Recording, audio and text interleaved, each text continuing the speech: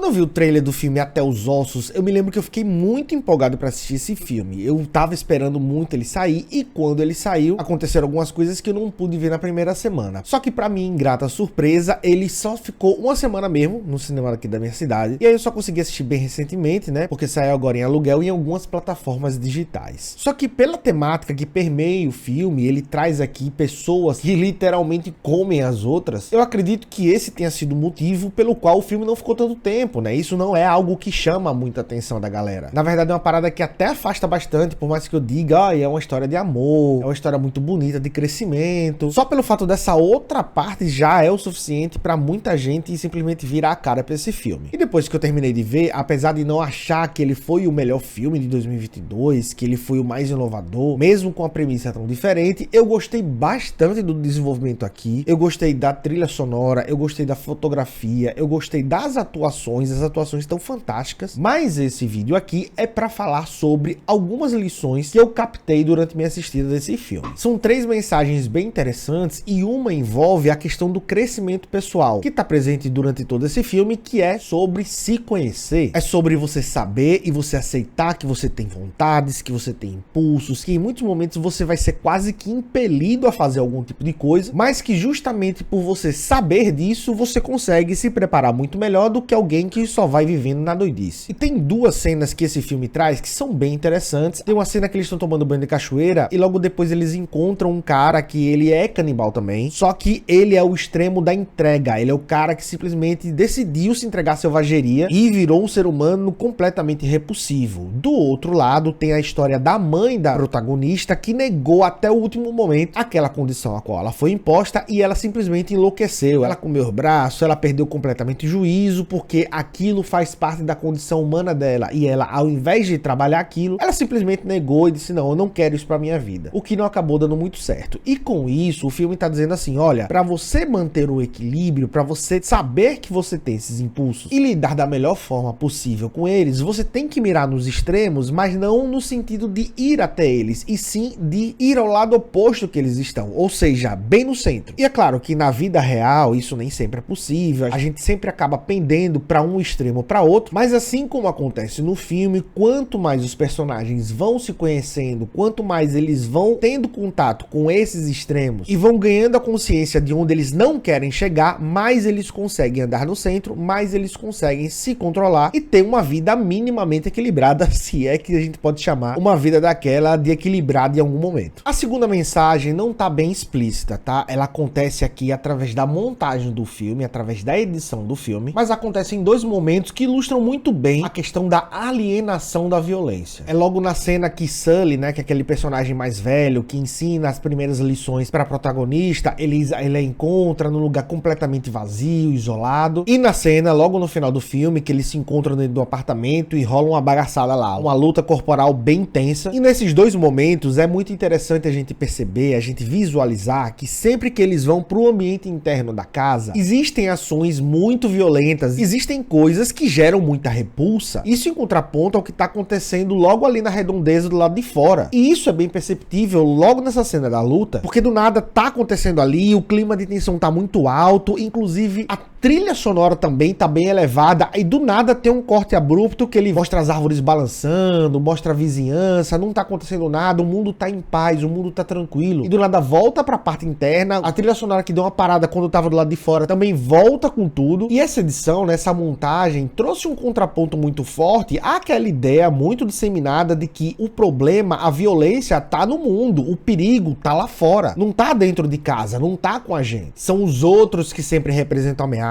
são com os outros que a gente precisa ter cautela, a gente tá a todo momento se retirando dessa equação. E aí fica a pergunta no ar, que assim que o filme terminou, eu me fiz, e eu acho interessante pelo menos uma vez todo mundo fazer. Será que a gente não é ameaça pra ninguém nesse mundo? Será que não existe um ser humano que olha pra gente e não sente medo, ou não sente pavor, ou não sente algum temor de que a gente faça alguma coisa? E eu não tô falando só de violência física não, tá? Tô falando de violência psicológica também. Alguém, por exemplo, no nosso ambiente de trabalho, onde conflitos conflitos acontecem o tempo todo? Será que não tem ninguém que tema que a gente faça alguma coisa, que a gente tome alguma atitude? E pra completar essa linha de raciocínio, o filme também mostra o inverso quando os personagens principais, a Marion e o Lee, acabam atacando um cara que eles depois vão ver que não deveriam ter feito aquilo. O interessante é que essa cena, eu acho que é a única cena onde o ataque ele ocorre a céu aberto, fora de uma casa, ou pelo menos fora de um ambiente fechado. E nesse pensamento é quase como o filme estivesse dizendo, olha aqui o que acontece quando você, que sempre contém a sua própria violência dentro de você mesmo, negando ela ao extremo, acaba não se controlando e colocando ela pra fora, externalizando ela. Porque quando os personagens se conhecem, eles numa conversa dizem assim, olha, eu sou muito legal, olha como eu sou legal. A gente não faz isso por mal, a gente faz isso porque a gente precisa, é nossa condição. Só que aí quando eles se deparam com a consciência desse ato específico, que eles julgavam não fazer por mal, entre muitas aspas, eles tomam aquele choque, né? Eles se viam como pessoas legais, eles se viam quase que como vítimas daquela situação, mas a partir do momento que eles colocam pra fora, sem pensar direito, sem tomar todos os cuidados, eles percebem sim que podem destruir várias vidas de uma vez só, causar um mal irreversível a muitas famílias, simplesmente porque eles não tomaram os devidos cuidados. É aquela história da primeira mensagem, de você não se render aos extremos, de você não ir nem na direção da entrega total, nem na questão da resistência total, de você sempre se centrar para buscar um equilíbrio e assim evitar que você faça coisas que você vai se arrepender demais, mesmo sabendo que em alguns momentos da sua vida isso vai ser simplesmente impossível. E a terceira e última mensagem que o filme aborda é sobre identificação. E por mais bizarros que todos aqueles personagens sejam, e por mais ilógico que seja